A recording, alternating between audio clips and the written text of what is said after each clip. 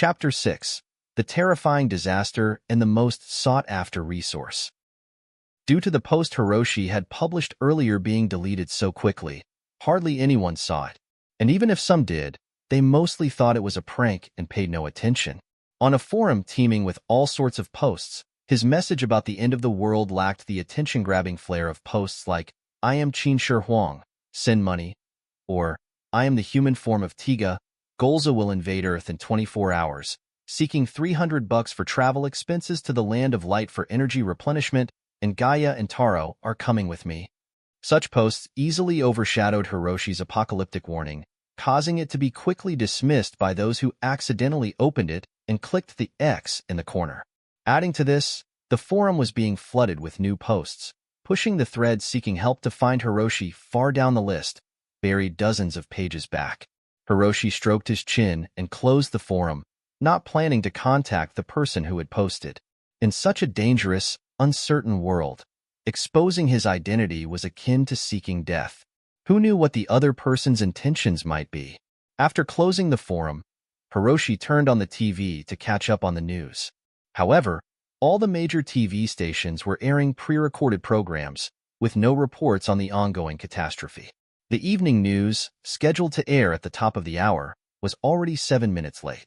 The TV continued to show meaningless soap operas.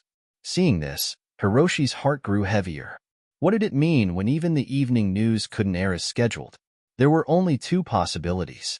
1. The media signals were also disrupted by the radiation, preventing normal broadcasts, but this was nearly impossible since he had just accessed the forum and the internet signal was fine. The second possibility was that the aftermath and damage from this anomaly were so severe that the authorities dared not reveal the truth to the public, fearing it would cause a larger, uncontrollable panic. Could people already be dying? Hiroshi stood by the window, gripping the railing, a trace of worry in his brows.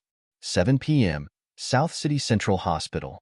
The emergency ward was filled to capacity, with some patients lying in the hallways, groaning in agony. The place was a scene of utter despair, resembling a living hell. Director. Bed number 2 is experiencing rapid breathing, a sharp drop in blood pressure, and chest hemorrhaging. Dr. Liu. Bed number 6 has gone into cardiac arrest. Notify the operating room for emergency resuscitation and prepare to inject adrenaline. Director. The operating room has no vacancies. The hospital was in chaos, with doctors and nurses rushing about, shouting to communicate over the din of suffering. In just 3 hours, 132 critical patients had been admitted to the central hospital. The symptoms were the same: rapid lung fibrosis and intestinal perforation. Upon questioning, it was found that all of them were residents from the nearby outskirts who had either consumed home-stored vegetables or eaten mutated livestock, showing severe respiratory symptoms within 10 minutes and rapidly deteriorating. Over 50 of them had stopped breathing by the time they reached the hospital. Dr. Wang, the director of the emergency room, had bloodshot eyes. Even with his 40 years of medical experience, he couldn't find any effective treatment for this sudden, severe illness. He could only use machines and stimulants to keep the patients alive for a few more hours, but eventually, they would succumb to multiple organ failures. This is acute poisoning, but it's completely unlike any known element of modern medicine. We can't find a specific antidote. Dr. Wang forced himself to remain calm, instructing his assistant, immediately issue a notice in the name of the hospital, alerting the media and the public that all South City residents should stop consuming home-stored vegetables and fruits. Also, get a patient's relative to bring samples of the contaminated vegetables from the suburbs for testing. Yes. The assistant replied loudly, then hesitated for a moment, looking at Dr. Wang. Director, my colleagues at other city hospitals are also receiving similar cases by the hundreds. Along with the solar flare, this could be a catastrophe for humanity.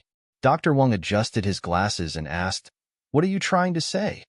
With tears in his voice, the assistant asked, "Can we safely get through this disaster?" 9 p.m. Hiroshi finished cleaning up the dishes, taking a moment to rest. Kiko was still cheerfully watching TV on the sofa, engrossed in some show called Balala the Fairies.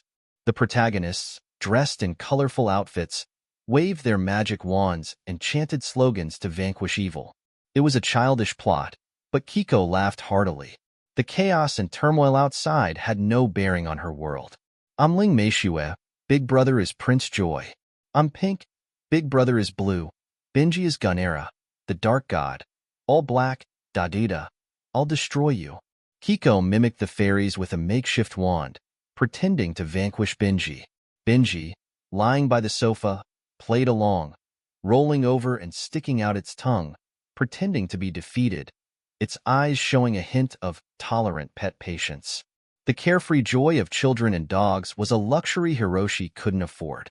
He glanced fondly at the two playing by the sofa, then returned to the news webpage. This time, there was an emergency report pinned to the top. As of 9:03 p.m., November 20th, 2025, the Federation death toll, 38,021. Global death toll, 486,527. Hiroshi's pupils contracted. He quickly read through the report. The numbers were staggering, each representing a life lost.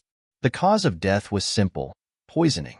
Hiroshi knew it was from consuming radiated vegetables, fruits, and mutated livestock. He had underestimated the curiosity of food enthusiasts. For those who could eat centipedes and bats, radiated produce and mutated meat were not off-putting, but intriguing. What shocked him even more was the report of nearly 1,000 sightings of mutated beasts and even mutated humans worldwide. He had thought a 2% mutation rate wouldn't be high, but he forgot the global population base was enormous, and adding the wildlife from nature reserves, even a 2% rate yielded terrifying numbers. The report ended with a warning in bold red letters: all Federation citizens, do not consume home-stored fruits and vegetables, and do not eat mutated livestock until further notice. The brief 200-word report, much shorter than the usual long-winded news articles, signified the gravity of the situation. Hiroshi understood the saying about news reports: the fewer the words, the bigger the issue. He scrolled down to see tens of thousands of comments in 10 minutes. Looking to buy. Our city is locked down, and we have no supplies left. Anyone willing to sell, I'll pay 10 times the price. The largest grain merchant in our city was arrested for price gouging. Scary. I just threw out all the fruits and vegetables in my fridge and washed my hands 3 or 4 times with disinfectant. All the crops were destroyed within hours. Will there be a famine? The supermarket downstairs is out of rice and flour. I'm planning to buy a batch from the countryside. Hiroshi knew he was right. When disaster strikes, food is the most critical resource. Just then, his phone rang. The caller ID read Momo.